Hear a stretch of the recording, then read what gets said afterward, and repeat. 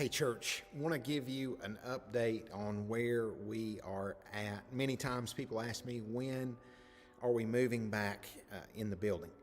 When are we coming back in this building? You may hear the bells, the chimes going off in the background, and actually they just quit. But as we think about the answer to that question, the short answer is on Sunday, October 4th, we are moving back in the building. I want to give you kind of some clarity on what that looks like.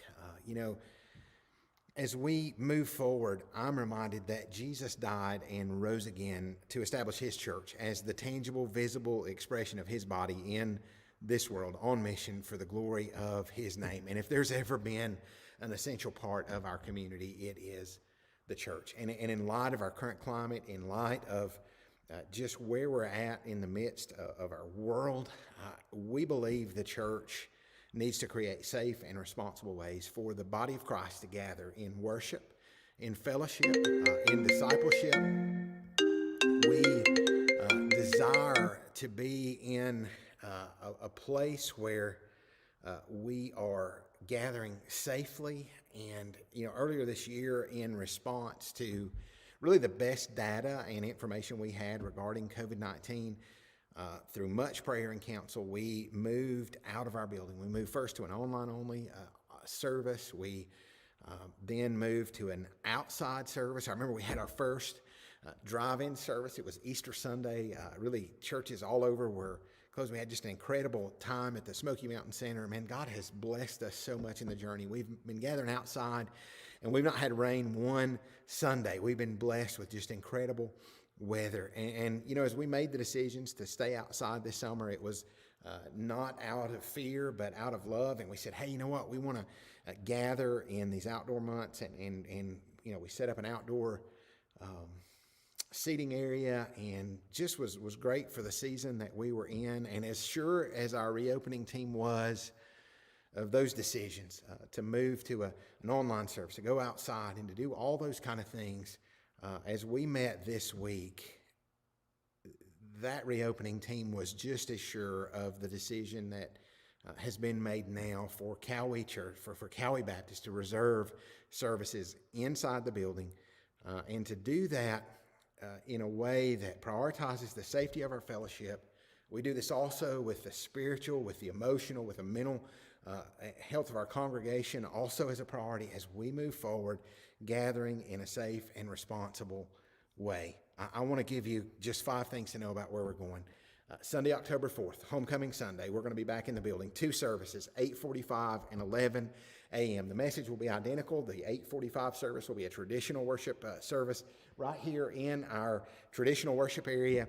The 11 a.m. service will be in our crossover contemporary worship area, and we will be just gathering as the body of Christ. There's going to be some things to know about that. The second thing is that seating is going to be set up in a way to maximize a distance. We're going to be roping off every other pew in this worship area.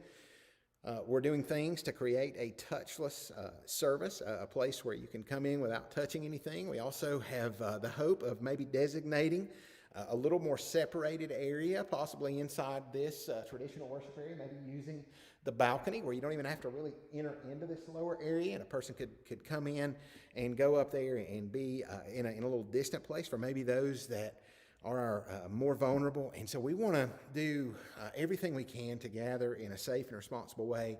Our kids ministry will be continuing in limited capacity at 11 a.m. We're kind of in a scene where we're maximizing our kids team as we kick back off, but we hope to launch that fully in both 8:45 and 11 a.m. Very soon. Kids will be screened. Kids and volunteers will be temperature checked with our touchless thermometers. We are excited to continue to welcome our kids back in the building. We need a team to be part of this. We are expectant of what God is going to do as we enter back into the building. We're going to have a team night on October the 1st. That's going to be Thursday night. Next Thursday, we're going to gather and we're going to share just with volunteers, anybody that is able to come and help and be part of the reopening of our church in the coming weeks as we continue, this kicks back off inside on October 4th, but every week we're going to need volunteers, greeters, ushers, people that can serve in our kids' men's, screening our kids, welcoming our kids back in, serving in classrooms, in the parking lot. What a great ministry that's been as we've walked through this season, but we are expectant and excited, and make plans to join us Thursday night, 7 p.m. We'll announce some more details about that, exactly where we'll meet here on the Cowie campus, but it'll be here at church on October 1st, 7 p.m. Now, we know as we walk through this season that there are elderly folks or vulnerable folks. There are people for various reasons that are not ready to gather in a public gathering at this time, and we understand that, and first we want you to know that you're as much a part of this church as anyone, and we want you to feel good about staying home and staying healthy until you feel comfortable coming back. Church Online is going to be streaming at both services. We'll have a host team that'll be working in those areas, just engaging and making that an interactive campus. We're excited about our digital campus.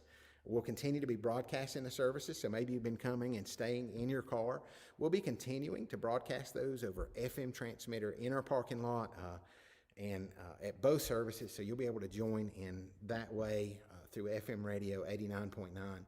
There's a lot we don't know about this season. There's a lot we don't fully